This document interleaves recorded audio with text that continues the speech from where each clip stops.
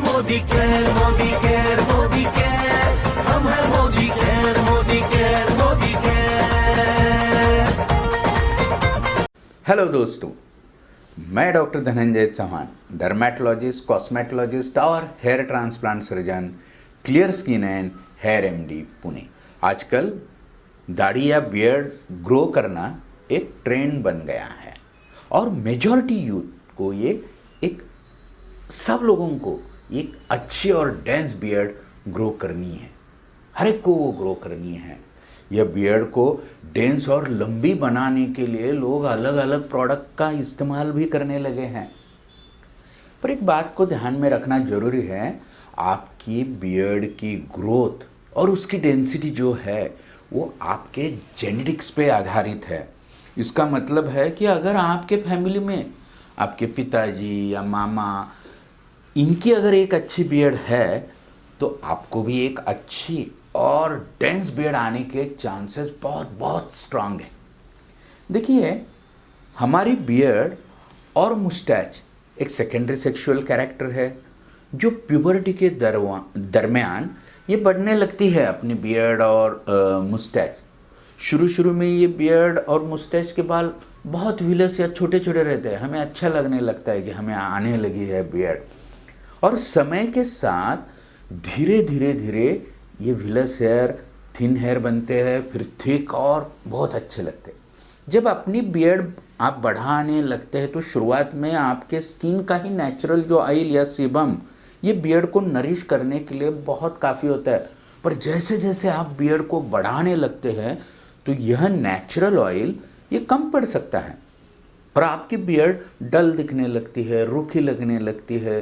तो आपको अपनी बियर्ड को शाइनी और स्मूथ अट्रैक्टिव रखने के लिए बियर्ड ऑयल की ज़रूरत पड़ सकती है। देखिए दोस्तों, आपको एक बात समझना ज़रूरी है, बियर्ड ऑयल या कोई भी मेडिकेटेड लोशन आपके बियर्ड को ज़्यादा थिक या लंबा बनाने के लिए कुछ हद तक शायद मदद कर सकता है, पर वो नए हेयर फॉलिकल नहीं बना सकता, आपकी बियर्ड डेंस नहीं बना सकता। आपके बियर्ड की क्या लाइफ साइकिल होने वाली है, आपको कितने हेयर फॉलिकल होंगे और आपकी बियर्ड की ग्रोथ कितनी डेंस होगी या थिक होगी, ये सब आप जब जन्म लेते हैं या बर्थ के टाइम पर ही तय होता है। और आपके जो hormones, even general body condition पर भी ये थोड़ा डिपेंड हो सकता है।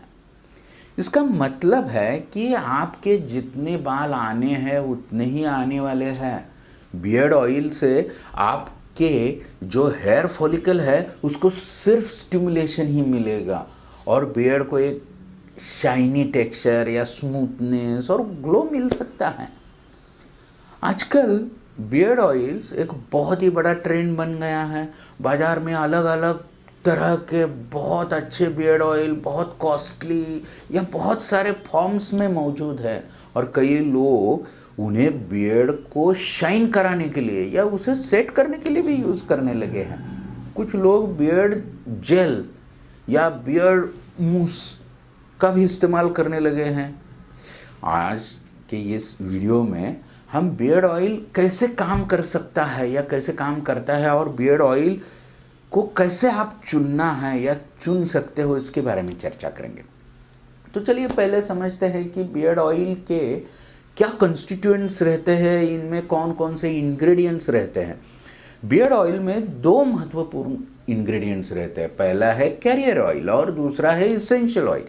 कैरियर ऑयल और इसेंशियल ऑयल 90% यानी 90% बियर्ड ऑयल इस कैरियर ऑयल से ही बना होता है। ये हमारे बॉडी के नेचुरल सीबम जो रहता है उसकी तरह ही होता है, पर इसमें बहुत सारे और ज़रूर पोषण तत्व भी रहते हैं जो हमारे स्किन के लिए बहुत अच्छे हो सकते हैं। इसका एक उदाहरण है जोजोबा ऑयल। यह ऑयल ग्रीज फ्री होता है, यानी कि इससे चिपचिपाहट बिल्कुल नहीं होती और तो और यह एक नेचुरल ऑयल माना जाता है। आर्गन ऑयल भी एक दूसरा ऑप्शन है जो बालों की ग्रोथ और भी बढ़ा सकता है। फिर आता है दूसरा इंग्रेडिएंट, ये अलग अलग एसेंशियल ऑयल्स का मिश्रण है। ये 10% रहता है, जो बियर्ड ऑयल को एक अच्छा सेंट भी देता है, यानी एक सुवास, अच्छा एक स्मेल देता है, और हेयर की ग्रोथ को भी कुछ हद तक स्टिमुलेट करने के लिए भी इसका उपयोग हो सकता है। इसेंशियल ऑयल में टी ट्री ऑयल बहुत बार इस्तेमाल होता है, क्योंकि इसकी एंटीसेप्टिक प्रॉपर्टीज इससे आपके चेहरे को थोड़ा फार एक्नी से भी बचा सकती है, पिंपल से बचा सकती है। पर एक बात ध्यान रखिए, इसेंशियल ऑयल काफ़ी स्ट्रॉन्ग होते हैं और इसलिए ये ज़्यादा डाइल्यूटेड रहते हैं। अगर आपकी स्किन सेंसिटिव है, सुनो बार, अगर आपकी स्किन सेंसिटिव है तो इन्हें चुनने के लिए एक डर्मेटोलॉजिस्ट से मिलिए, या फिर स्किन के छोटे हिस्से पे लगा के उसे टेस्ट करें, यानी कि आपके आम के अंदर का हिस्सा या कान के पीछे के हिस्से पर रात भर बियर्ड ऑयल थोड़ा सा लगा के रखो, उससे इरिटेशन या एलर्जी नहीं होती या होती है ये देखो, ताकि फ्यूचर में आपको इन ऑयल से किसी भी तरह का रैश या साइड इफ़ेक्ट ना हो सके। ये इंपॉर्टेंट है, नहीं तो कुछ तो लाया और लगाया, नहीं, कुछ प्रॉब्लम हो सकता है। बियर्ड ऑयल के इंग्रेडिएंट्स को देखना और उसके मुताबिक ऑयल चूज़ करना तो ज़रूरी है ही, पर आप कितना ऑयल यूज़ करते हो यह उतना भी इम्पोर्टेंट है। अगर आपकी बियर्ड सिर्फ 1 महीना 2 महीने से बढ़ रही है तो एक छोटा सा ड्रॉप ऑयल या 2-4 ड्रॉप ऑयल लगाना काफ़ी है। ऑयल लगाने से पहले चेहरे को आप अच्छी तरह से धो लो, एक सिंपल पानी से धो लो। लगाने के टाइम आपके बियर्ड ऑयल को अपने हाथों पे लेके अपने बियर्ड पर लगाइए और जेंटली मसाज कीजिए ताकि वह स्किन में भी सोख जाए। ये करने के बाद आपके बियर्ड को कोम करें, बहुत सारे कोम भी आते हैं, नहीं है, रूटीन आपका कोम करो ताकि ये ऑयल इवनली फैल जाएगा और स्किन अच्छे से मॉइस्चराइज भी हो जाए। डबल फायदा करवा के ले लो। जिन बियर्ड ऑयल में अनरिफाइंड जोजोबा ऑयल और प्योर आर्गन ऑयल होते हैं वो बियर्ड की ग्रोथ को नेचुरली स्टिमुलेट भी कर सकते हैं और बियर्ड के नीचे की स्किन को भी मॉइस्चर करते हैं। डबल फायदा करना है हमें। इससे आपके डेड स्किन सेल्स भी एक्सफोलिएट कुछ हद तक होते हैं और आपके बियर्ड ग्रोथ को एक हेल्दी एनवायरनमेंट मिल जाता है। इनडायरेक्ट फायदा है ये। इतना ही नहीं, आपके स्किन के पोर्स और हेयर फॉलिकल्स भी क्लीन से साफ हो जाते हैं इससे, जिससे हेयर जल्दी और हेल्दी ग्रो होने के चांसेस बढ़ जाते हैं। इस नेचुरल या अनरिफाइंड ऑयल में एंटीऑक्सीडेंट प्रॉपर्टीज भी होती है, जिससे स्किन का कोई भी माइनर डैमेज रिपेयर हो जाने के चांसेस है और आपकी बियर्ड भी मेंटेन रह सकती है, यानी डबल फायदा है। जैसे कि हमने अभी देखा कि बियर्ड ऑयल के काफ़ी सारे बेनिफिट्स हो सकते हैं, लेकिन अंत में इतना ही ध्यान में रखो, आपकी बियर्ड ग्रोथ आपके जेनेटिक्स और हार्मोन पर ही आधारित है। अगर आपकी बियर्ड जेनेटिकली पैची है, थिन है, तो कोई भी ऑयल, लोशन, जेल, मेडिकेशन, ये मूस या फूस उससे थिक या लंबा नहीं कर पाएगा। पर हाँ, आप आपके न्यूट्रिएंट इंटेक से, यानी अच्छा खाना खा के ओवरऑल हेयर ग्रोथ को कुछ हद तक इम्प्रूव जरूर कर सकते हो। आपके डाइट में फ्रेश फ्रूट्स, वेजिटेबल और ये स्प्राउट्स भी आप खा सकते हो, क्योंकि इनमें हेयर ग्रोथ करने के लिए ज़रूरी विटामिन्स रहते हैं, जैसे कि vitamin B group, total B12 से B group, vitamin C, vitamin A, minerals, trace element जैसे कि आयरन, मैग्नीशियम, कैल्शियम, सेलेनियम, बहुत सारे इंग्रेडिएंट्स हमारे बालों को बढ़ने के लिए लगते हैं। ये सारे इसमें मिलने के चांसेस हैं।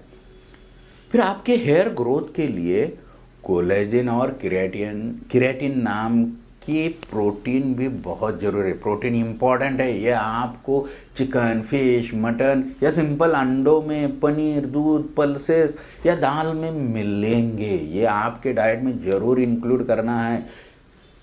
यह कुछ न्यूट्रिशनल चेंजेस के साथ बियर्ड ग्रोथ को आप इम्प्रूव जरूर कर सकते हो। अंत में मैं आपसे बियर्ड ऑयल के बारे में जो कुछ थोड़े फार मिथ है उसको क्लियर करने की कोशिश करना चाहूँगा। तो पहला ऐसा रहता है कि बियर्ड ऑयल बहुत ग्रीजी या चिपचिपे होते हैं। देखिए, अगर आपको ऐसा कोई भी बियर्ड ऑयल दिखा जो ग्रीजी लग रहा है, चिपचिपा लग रहा है, तो उससे बिल्कुल इस्तेमाल मत करो। क्योंकि बियर्ड ऑयल में, पहले मैंने बताया, बियर्ड ऑयल ऐसे नहीं होते, चिपचिपे नहीं रहते। आप उन्हें रेगुलर बियर्ड ऑयल इस्तेमाल कीजिए जिनमें जोजोबा ऑयल है। इसका दूसरा फायदा है कि ये थोड़ा सा डैंड्रफ या ड्राई स्किन को भी प्रिवेंट कर सकता है। बियर्ड की ग्रोथ से आपके स्किन का नेचुरल ऑयल और मॉइस्चर खींचा जाता है या उसको लगता है, इसलिए स्किन कभी कभी ड्राई हो सकती है। और बियर्ड में कभी कभी कुछ लोगों को डैंड्रफ जैसा दिखने के भी आसार है, और फिर एक्ने भी रहती है कुछ लोगों को, या एक्ने भी दूसरा एक कॉमन इशू है। पर बियर्ड ऑयल में एंटीसेप्टिक प्रॉपर्टीज कुछ हद तक होती है जिनसे एक्ने भी या पिंपल्स भी प्रिवेंट हो सकती है और आपकी स्किन हेल्दी रहने के चांसेस है। तो आज हमने देखा कि बियर्ड ऑयल बियर्ड और फेशियल स्किन के ओवरऑल मेंटेनेंस और हेल्थ के लिए काफ़ी इफ़ेक्टिव है। अगर आपको बियर्ड ऑयल के यूजेस के लिए या फिर बियर्ड ऑयल चुनने में अगर कोई भी मदद चाहिए तो आप आपके near by dermatologist, skin specialist के पास जा सकते हो। वो आपकी स्किन की जांच करेंगे, आपको सही प्रोडक्ट चुनने में आपकी जरूर मदद करेंगे। सिर्फ एक बार गाइडलाइन ले लो तो कुछ ज़्यादा सेंसिटिव स्किन को प्रॉब्लम न होने के आसार है। मैं आशा रखता हूँ कि आपको इस वीडियो से बियर्ड ऑयल के बारे में आपकी जो मनचाही इन्फॉर्मेशन वो मिली हो। साइंटिफिक इन्फॉर्मेशन देने की हम कोशिश करते हैं।